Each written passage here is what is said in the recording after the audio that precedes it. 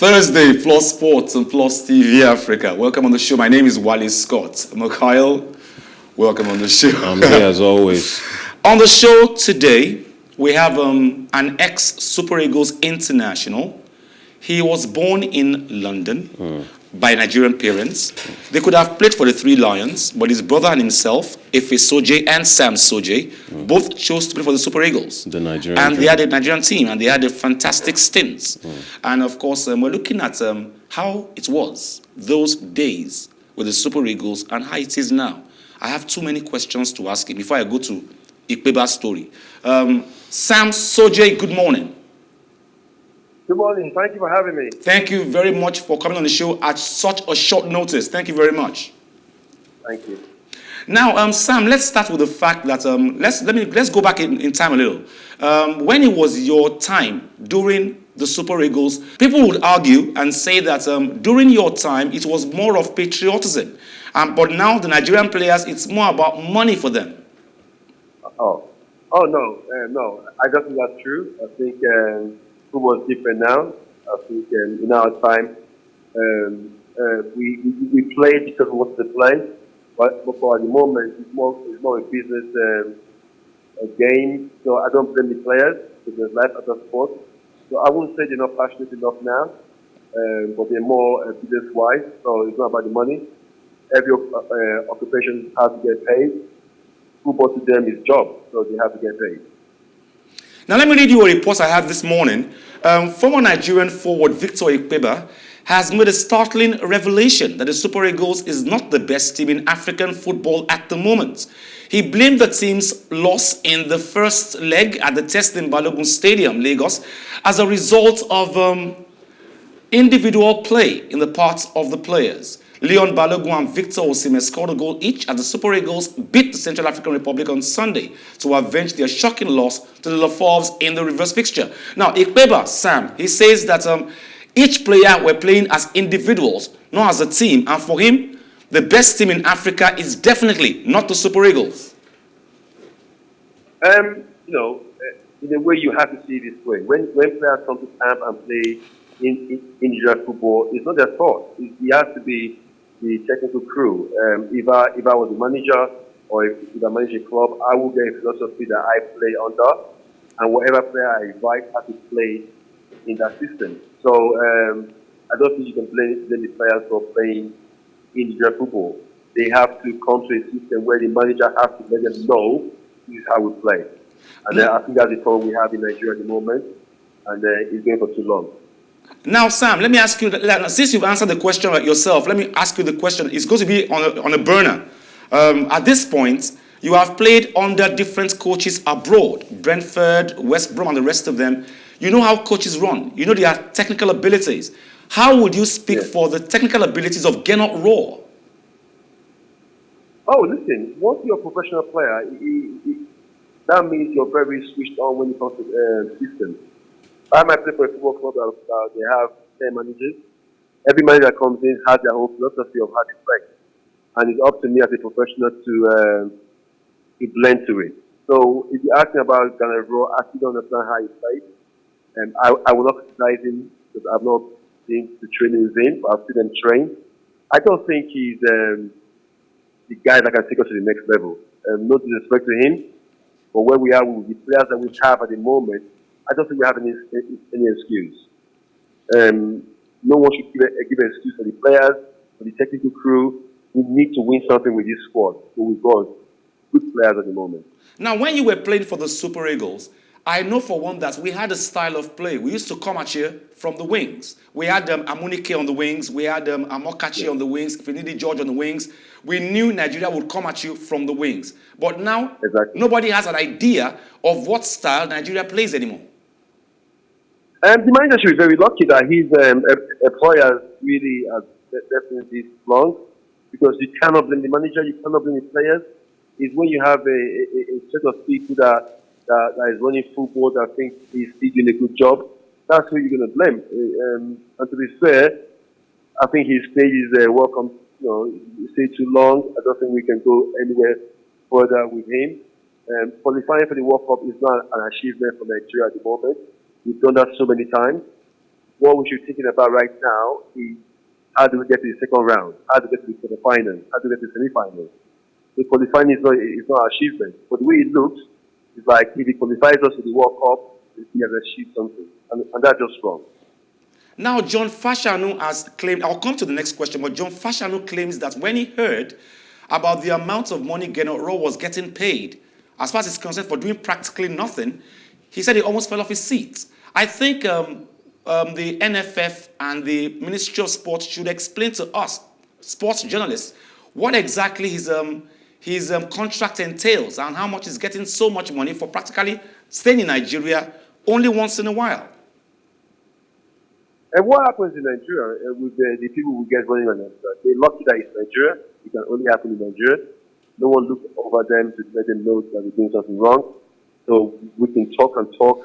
I can do interviews. You can do your job, or nothing's going to happen if you don't explain to us. So that's why they're lucky. But on a normal country or a normal situation, they will have to explain why the manager is still there or why the football has gone backwards. When it comes to Amadou himself, I think we're going to miss him when he leaves, because apart from the football side, he's brought a lot of marketing, when it comes to the football side, Amadou has taken us backwards. And he has to understand that. Now, what respect to him, but on the pitch, they're not doing well. Okay, I like your honest assessment, really. But I come from the school of thought that believes that, okay, you lived in England for a long time. I know for one that there was a point in the English Premier League where they insisted there must be more English-born players in different clubs, Manchester United, Arsenal. And my question is, I am very sure that somewhere along Gernot Rohr's contract, he must have been told, try and groom the home league too. He's not looking towards the Nigerian league at all. He wants to go and get players from Kazakhstan, Afghanistan. As long as you play abroad, you're Gernot Rohr's man. He has to look inwards once in a while. He's not doing that. Great question. Yeah, but are you going to blame him? You can't blame him. You employed him. You just tell him what to do. Yeah. I've heard about him from his source that he's a very arrogant man. He doesn't respect the country. And, I'm not criticizing him because he's a coach, but we are Nigerians. We need better than this. When it comes to the home base, it's hard because the facility in Nigeria, I've been in Nigeria for quite time, and I watch football games in the national league. It's not really nice, but you've got the talent to play in that national team, 100%. But when it comes to the coach, you cannot blame him because people employed him are not giving him the order that he needs to invite home-based players. So whatever he's doing, he's taking the mick out of Nigeria. So someone has to talk to him. Okay, but my partner is here, but before he comes with this question, I know for one that when Gernot Rohr was employed, Joseph Yobo was also employed to actually go around the country to look at potential stars, Super Eagles stars, to scout for players. I have never, not once, have I met or heard that Yobo has gone to any match in Nigerian league to watch them. Yes. And listen, I've been to matches in Nigeria. It's not a nice view. So we need to sort our league out. Yobo, what happens in the camp, I don't know. And maybe they know going or not going, they're not going to invite them. Listen, I think the problem is not Yobo, the problem is not the manager. I think the problem is, we know where the problem is. Until we sort ourselves out, we'll always have this problem. So we need to do better. We've got people that can do better. Until we get the right people in the right places, we'll always talk about this situation and struggle. Mukai, I have a question. Yes. Hello, Sam. Yeah, hi. My question is kind of twofold. I would like to see more representation of ex-players at leadership level at the NFF. It would be nice if the current head of the NFF was a former Nigerian footballer. At the very least, he would have an understanding of why it is important to pressure the manager to get certain projects like developing our league and including more footballers from the local leagues into the national team. That's one question. And the second one is, are we only going to be able to get our wish in having more homegrown players with more regular representation of the national team if we go back to hiring Nigerian managers rather than a foreigner? Yeah, spot on questions, man. And the first one, I would, I mean, hopefully you can get more ex-nationals in NFS. But really, realistically, don't give me a job because I play the game. Give me a job because I've been educated. I've gone to educate myself or being an administrator. So until we have ex-players doing that, we'll always struggle with the politicians for these positions. So, like myself, I had to go back to university, I had to go back to school to make sure I educate myself to do what I do now. Not every one of us wants to be a coach. So yes, there's so many ex-players out there that can do a good job, but we will not be given the opportunity because the people are there to make sure that we don't get to the top. But to answer your question about the first one is, don't give us a job because we play the game. Give us a job because we've gone and educated ourselves, and we're now in the upper hand because we play the game, we know what it's like to be a footballer, and we have the brain to run the office. That's the first one. Okay, now, Sam. Okay, Sam, let me come to you on this one. I have consistently spoken about this, and I've not made many friends in the course of speaking about it. Now, we are tired of Nigerian sports, that is, when they do their campaign, the politicians, when they have their campaigns, whoever does well in the campaign race becomes the sports minister or whatever, whether he knows anything about sports or not. We know that the last sports minister that we had, I can't remember his name right now, he came out to say that, listen, I know little or nothing about sports, but with the help of God, I will do well. That was our sports minister then. He actually said that we are tired of them compensating our players with essay to this government on sports, when they should be running sports itself, really. Yeah, not long. Not long, I think we'll get there. We've got a couple of players like Shea, Oliviana, who's got a master's degree. We've got a lot of people that is educated as well that play the game to the highest level. But at the same time, there's always something they say in Nigeria. Oh boy, love to is not for young. That's just silly. So sooner or later, we'll get ourselves up there and we'll change things. And we'll know how important players' welfare of these local players is. For them to be able to play well, to be able to represent themselves in the national team. By the way, you know, it's not easy. The difference between a local player and a professional player is so huge. Why? Believe me. I played in Nigeria for 2 years before I left. So I know the distance is huge. So we need to bridge that gap. And how do we bridge the gap? Is that having the right facilities and the right managers, the right coaches to be able to get these players, these home-based players, be able to bridge the gap with the foreign players. Okay. When it comes to the homegrown coaches, you never stop learning. I've got some of my badges. I've got my coaches' badges. So, well, you keep learning. But what I've experienced in Nigeria is you get coaches who have been coaches and they stop there. They don't go out and educate themselves more about the game. I finished playing the game 4 years ago. Football has changed since then. And that's why I go into clubs, I go into coaching courses to learn the way football is at the moment. So there's a lot of things that we can give back, but the opportunity is never there to do it. Okay, Sam. I have a funny feeling in the next few days, on months, I'm going to be your tail. I'm going to run after you every day because I feel like I haven't gotten enough out of you yet. Okay? Thank you very much for joining us on the show today. Thank you very much. It's a pleasure. And we hope to have you on the show very, very soon, possibly live. Thank you. Thank you very much. And that was Sam Sodje. Sam Sodje had played in Brentford, Watford, West Ham. Could have chosen 3 Lions in England. He was actually pleaded with. He said, no, I'm going back home. His parents said, no, you and Efe must play for Nigeria. And they did. And they had a good stint with the Super Eagles. However, he mentioned something. He tried to be nice about it, that he cannot speak for the technical abilities of Gernot Rohr. Yes. He spoke extensively about that. But he tried to make it look Yes, he was nice. very diplomatic about it. The truth is, right now, German coaches seem to be enjoying a resurgence. Yeah. Julian Nagelsmann, Jürgen Klopp, Thomas Tuchel. Yeah. And if you look throughout the German league, the Bundesliga, you see a lot of managers who are doing very well. And they are churning out players like Erling Haaland, Yes. Jadon Sancho, daily. Obviously, these managers understand the value of establishing and maintaining a project. They've been taught not just the tactical side of football, but the administrative side of bringing talent across the league.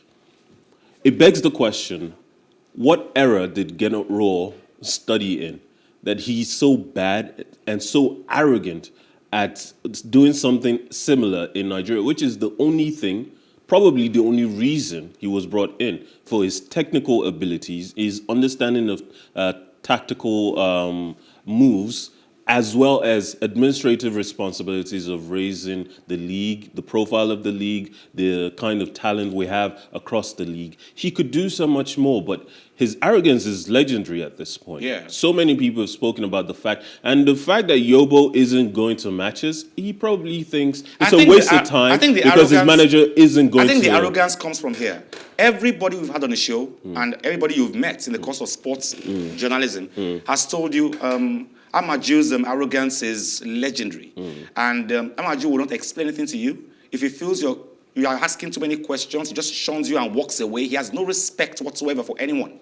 And if your boss has that attitude already, you feel like you have no explanations to give anybody. So Gernot Rohr, and you will feel like, if Amaju is not explaining to them, why should we? Well, it's really it's true that the value of leadership is that you set an example. From the top. Yes. And if Amaju is not explaining to us, why should they? Yes, the kind of example that Amaju is setting for the league, for the NFF, and therefore for the national team manager is that he doesn't care. And if the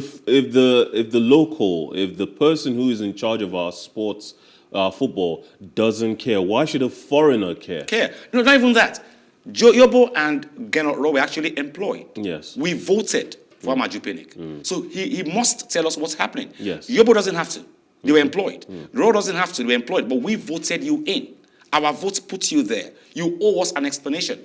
Most times it doesn't happen. Yes. I'm going to have Sam Sodje soon. I'm working on Dosu Joseph soon. So we're looking at the goalkeeping section of Nigeria. Some other things later. Maybe by Saturday. We have to shoot soon too. But we're going to have these guys come on once in a while to actually tell us how it was then.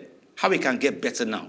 I am tired of talking to people who were put there by politicians. Yeah. I want to talk to people who actually have done it, have lived it. They know better and what to expect. Now, Argentina ran out 3-0 winners over Uruguay to remain unbeaten in the Conmebol qualifying. Now, La Biceleste closed the gap to 6 points with leaders Brazil, who drew with Colombia. Lionel Messi, Rodrigo de Paul, and Lautaro Martinez were all on target for Argentina in the victory. Argentina's unbeaten run extends to 24 games with the top 4 teams in the Conmebol, qualifying automatically for Qatar 2022. Lionel Messi's goal, and we confirmed that he didn't touch anyone. Yes. So the goal was his, but initially it didn't look like it was. It did it initially. The striker never got his foot on it, but I think the defender did, which was what made the ball so hard for the keeper to get to. He was obviously blocked. I think if he bounced in front of him, he would have actually caught the ball. Yes. But like we were arguing whether it should have been an own goal as well, rather than. But if the ball was on target initially, it's a straight goal. Now, the Indian Wells, Diego Shwartzman sent Britain Dan Evans packing 5-7, 6-4, 6-love to reach the last 16 at the Indian Wells. Evans, who reached the 4th round of the US Open last month, fought back from 5-2 down to win the first set and maintain the momentum to break the Argentines' 11th seed serve in the opening game of the second. But Shwartzman roared back to convert 4 of 6 break points in the second set to level the match. Evans never regained his footing as Shwartzman dropped just 2 first serve points in the third set. Shwartzman now awaits Casper Ruud, who turned away South African Lloyd Harris in 3 sets, 6-7, 6-4, 6-4. Shwartzman, Ruud, getting better. Of course, the Indian Wells only gaining momentum. They're in the last 16 now. We've still got Andy Murray somewhere in the mix. We've got Tsitsipas somewhere in the mix. We've got a large amount of... I'm looking forward to the Murray match, although I'm a little fearful for him because he's going up against Zverev. Alexander Zverev. Yes, I believe Zverev will take it, but I would be interested in an upset. But it's going to be a fantastic watch. I really thought, my head says Zverev will take it. Yes. But my heart, being emotional, just says, let Andy Murray get his break and just win something, Yes. Okay. One. That's all we can take on the show today, Plus Sports. We're going to leave you with one of the most rugged sports in the world. Yes. The desert motorcycling race. We might be black. It's wow. We might be Africans, but this Yes, is not us. and it's the Rally du Maroc in Morocco. it's It too is rough. really, really, really rugged. Of course, Plus Sports on Plus TV Africa. Join us same time tomorrow, of course, same station. We had Sam Sodje on the show X Super Eagles International. Thank you very much for joining us on such a short notice. And of course, I had a great time. I'm sure you did, Mikael. Yeah, I'm here for this. This is what I live for. This is what we get high on. Join us same time tomorrow. My name is Wale Scott. Like I always advise you at the end of every show, if not for anything, at least for your heart, do some sport.